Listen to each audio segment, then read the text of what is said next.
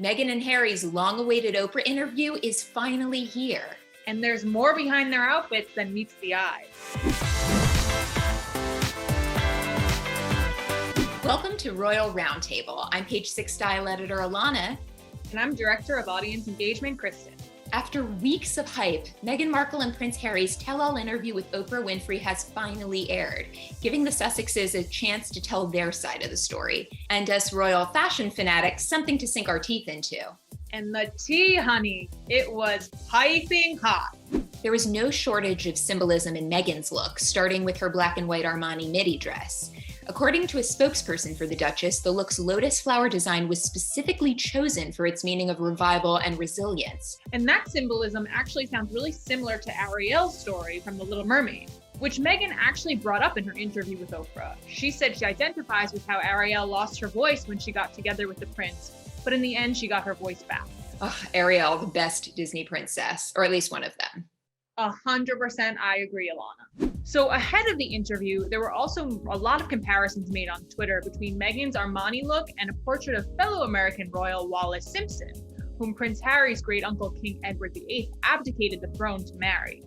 In the photo, Simpson also sports a center-parted chignon and a black silk dress with a V neckline and a floral print. I don't know, does no one else feel the serious Wallis Simpson vibe coming off Meghan in that trailer? One person tweeted, while another wrote, Megs looks as if she's styled herself for this interview on someone she can relate to. I feel like these comparisons are a little bit of a stretch. Maybe some of these folks are really reaching. You know, we all know how they love to connect what Meghan's worn to what Diana's worn. More on that later. But in this particular situation, I don't know that I see that much of a resemblance. Leave it to Twitter. Then there's Meghan's jewelry. In addition to pieces from Canadian brand Burke's and British designer Pippa Small, subtle nods to two countries she's called home, the Duchess wore Princess Diana's diamond tennis bracelet. We've seen her in this piece a few times before, and it's notably the bracelet Harry used to make her 3-stone engagement ring back in 2017. At the time, Prince Harry said that he specifically chose it to ensure that his late mother could join them on their journey together. And a spokesperson for the Duchess confirmed that that's the same reason why Meghan wore this particular bracelet during her Oprah interview. Princess Di wasn't only present through Meghan's jewelry, though. Both Meghan and Harry brought up Harry's late mother multiple times throughout the interview. At one point, Meghan opened up about having suicidal thoughts while pregnant with Archie when the British press was really going after her, and she felt unprotected by the crown. She said the palace would not allow her to enter a treatment facility, and the one person who helped her get through it and could understand where she was coming from was one of Princess Di's best friends. Harry also said one of the major reasons he and Megs decided to leave the royal life behind was the fear of history repeating itself, in direct relation to the tragedy of what happened to his mother. He added that if his mom were alive today, she would be, quote, very angry and very sad about what he and Meghan went through. Twitter was absolutely blowing up last night with people saying how proud Princess Diana would be of Harry and how she really would have loved Meghan, and she was watching from above and really cheering them on. So we'd be remiss if we didn't also mention what Prince Harry wore during this interview. He wore his favorite light gray J. Crew Ludlow suit, which has a sweet connection to the couple's son, Archie. The Duke wore it for both his baby's public debut and for his christening. Speaking of christenings, Harry and Meghan also revealed in the interview that they are expecting a baby girl this summer. It's a go.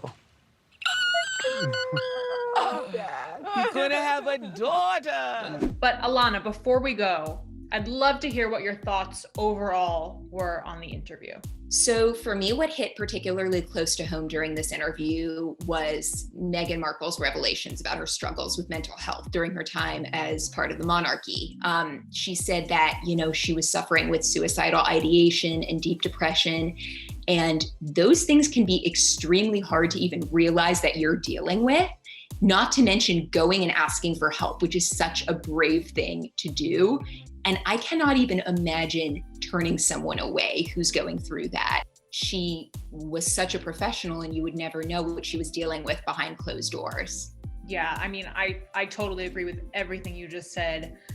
I specifically thought that Meghan and Harry both came across so intelligent and so sympathetic and empathetic. And I don't know what I was expecting going into the interview, but I wasn't expecting it to be so heartbreaking. And, I think I definitely had mixed feelings in the past on if I felt They really should have left royal life behind. And after watching this, I 100% think they made the absolute right decision for their health, for their family.